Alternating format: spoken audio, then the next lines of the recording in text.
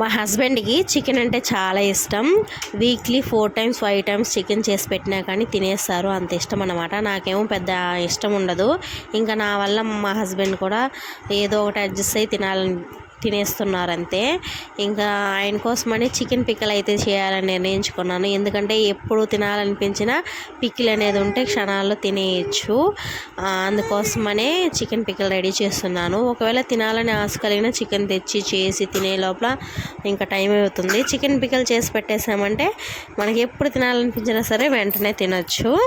అందుకోసం ఇంకా యూట్యూబ్లో చూసి సరదా సంగీత గారి ఛానల్లో అయితే చూశాను. చాలా ఈజీగా సింపుల్గా ఉంది ప్రాసెస్. సరే నేనైతే రెడీ అయిపోయాను అన్నమాట పికిల్ చేయడానికి. ఇంకా దానికోసం ఫస్ట్ టైం చేస్తున్నాను కదా, ఎలా వస్తుందో ఏంటండి.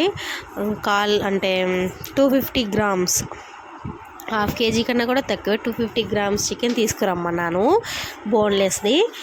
అంటే బాగా పోతే పోనీలే 100 రూపీస్ అలా పోతుంది అనేసి ఇంకా బాగా వస్తే నెక్స్ట్ టైం ఎక్కువ తెచ్చి తీసుకుందాంలే అని మా హస్బెండ్ 250 గ్రామ్స్ అయితే తీసుకురమ్మన్నాను.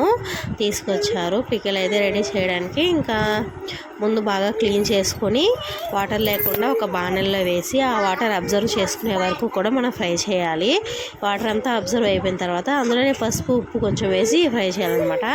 వాటర్ అంతా అబ్జర్వ్ అయిపోయిన తర్వాత ఆయిల్ పోసుకొని ఆయిల్లో అయితే చికెన్ పికిల్స్ వేసి బాగా ఫ్రై చేసుకోవాలి, గోల్డెన్ బ్రౌన్ కలర్ వచ్చే వరకు. నేనైతే ఒక మిస్టేక్ చేశాను, ఎక్కువ క్రిస్పీగా ఫ్రై చేశాను.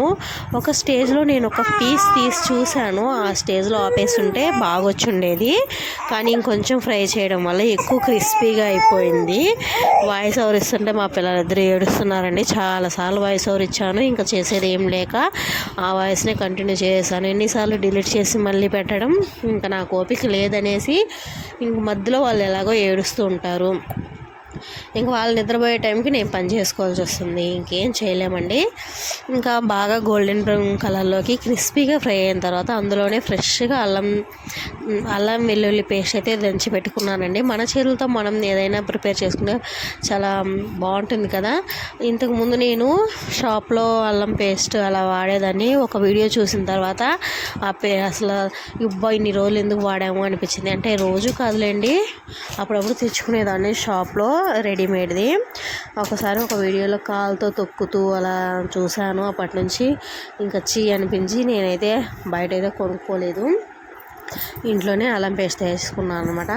మనం చికెన్ ఫ్రై చేసిన ఆయిల్లోనే అల్లం పేస్ట్ బాగా వేసి అల్లం వెల్లుల్లి స్మెల్ పోయే వరకు ఫ్రై చేయాలి అల్లం పేస్ట్ని. తర్వాత అందులో చికెన్ వేసేసి తర్వాత కొంచెం కారం, దానికోసం ఒక పౌడర్ చేసుకోవాలండి, మసాలా పౌడర్. అదే పట్ట, లవంగాలు, దాల్చిన చెక్క, 2 ఇలాచి అండ్ ధనియాలు, జీలకర్ర, లాస్ట్లో మెంతులు మొత్తం ఫ్రై చేసుకొని పొడి చేసుకొని పెట్టుకోవాలి. ఆ పొడిని కూడా లాస్ట్లో అనేది యాడ్ చేయాలి. ఇంకా కారం ఆ పౌడర్ యాడ్ చేసిన వెంటనే స్టవ్ ఆఫ్ చేసేయాలి, లేకపోతే మాడిపోయి చేదు వచ్చేస్తుంది అనమాట. ఇంక నేనైతే కొంచెం ఆయిల్ ఎక్కువ వేసేసాను అండ్ క్రిస్పీగా అయిపోయింది. ఇది 2 మిస్టేక్ చేశాను అనమాట. ఇంకా మొత్తం బాగానే వచ్చింది. మెంతులు వేసుకోకుండా ఉంటే బాగుండేది అనిపించింది, ఎందుకంటే కొంచెం చేదు అనిపించింది. అండ్ ఈ మిశ్రమం మొత్తం పూర్తిగా చల్లారిన తర్వాత నిమ్మకాయ అనేది పిండుకోవాలి. అది అనేది యాడ్ చూపించలేదన్నమాట. బాగా చల్లారిన తర్వాత నిమ్మకాయ పిండుకోండి, ఎక్కువ పిండేయద్దు, అది పులుపు వచ్చేస్తుంది అనమాట. ఎక్కువ పిండేసుకుంటే అంటే ఎంత చికెన్కి అంత పిండుకోవాలో అంతే పిండుకోండి. ఇంకే అంతే అండి. వీడియో నచ్చితే లైక్ చేయండి, షేర్ చేయండి. అలాగే నా ఛానల్ తప్పకుండా సబ్స్క్రైబ్ అయితే చేసుకోండి. ఎవరైనా ఫస్ట్ టైం చూస్తున్నట్లయితే నా ఛానల్ తప్పకుండా సబ్స్క్రైబ్ చేసుకోండి ఫ్రెండ్స్. Bye bye.